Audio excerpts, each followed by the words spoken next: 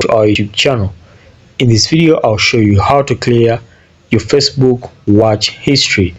Now guys, to do this in a quick and direct way which won't even waste any time, you don't need to open Facebook itself.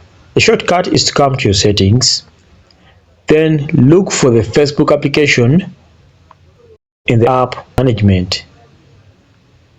So tap on app management over here, then look for app list.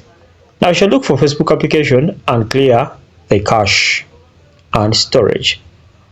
Now we tap on app list like that.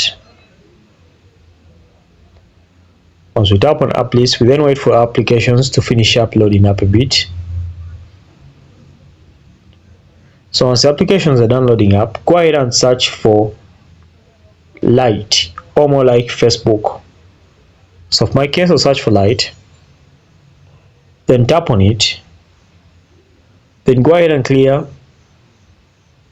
Tap on the storage itself. Now the storage is over here on the cache. Clear the cache, then clear the storage. Now once you clear cache and storage, you'll see guys that you will delete everything, photos, everything, and even the watch history will be deleted. Okay, so basically that's it guys. Thanks for watching. Like and subscribe.